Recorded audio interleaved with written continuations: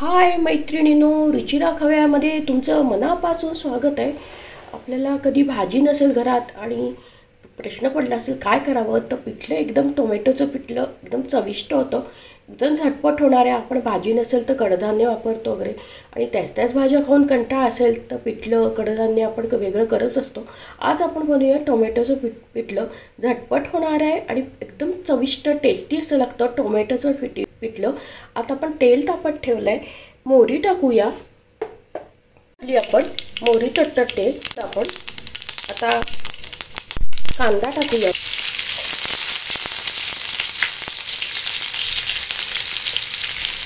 लसूण टाकूया. बघा, लसूण टाकूया. कढीपत्ता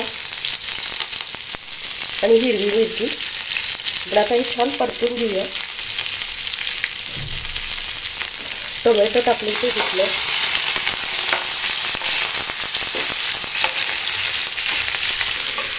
झटपट होणारा आणि घरात भाजी नसेल तुमच्याकडे तर टोमॅटोचं पिठलं एकदम चविष्ट असं होतं. टोमॅटो टाकल्याने त्याची चव एकदम भन्नाट लागते. त्याच भाज्या खाऊन कंटाळा आला तर हे एकदम वेगळं, आणि घरात भाजी नसेल तर तुम्ही करू शकता. आता आपण तेलात छानपैकी कांदा परतून घेऊया.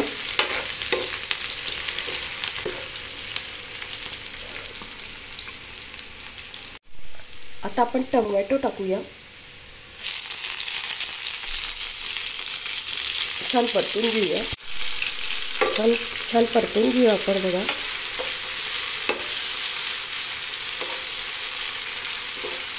आणि आता आपण याच्यावर झाकण ठेवूया. आणि याच्यातच थोडीशी आपण कोथिंबीर टाकू आणि वरतून थोडी टाकू. तेलात तशी तळल्या गेली ते चव एकदम छान लागते.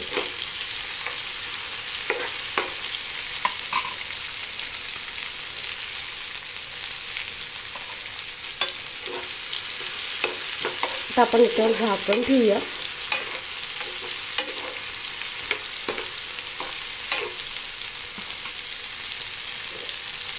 दोन मिनिटं झाकण ठेवूया. आता आपण झाकण काढूया.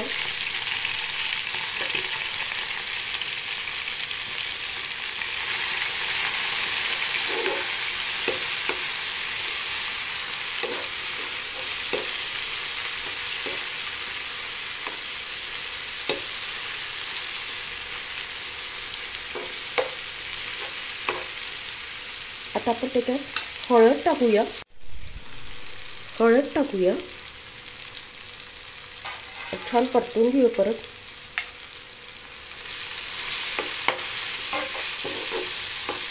आता मीठ टाकूया आपण.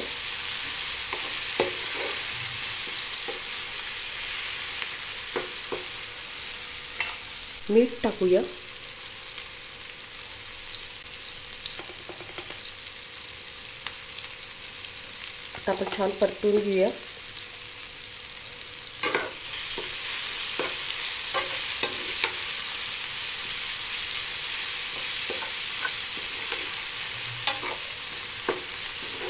आपल्याला टोमॅटो अजून नरम करायचे, तर आपण अजून परत झाकण ठेवूया.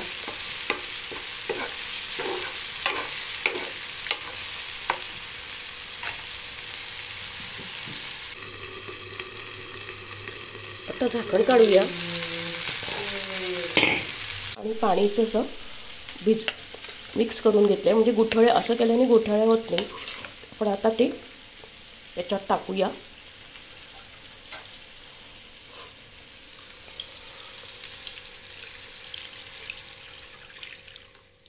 अशा बेसन आणि पाणी मिक्स करून ठेवल्यामुळे ना गुठळ्या होत नाही.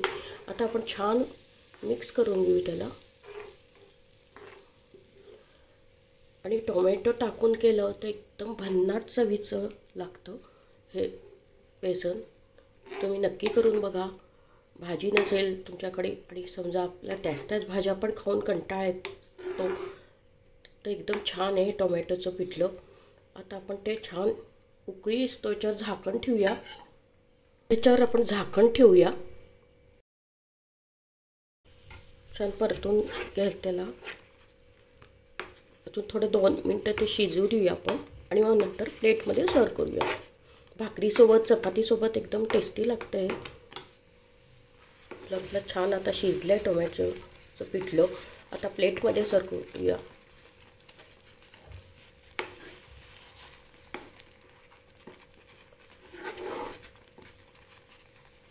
असा आवाज यायला लागला की मग समजायचं की आपलं हे बघा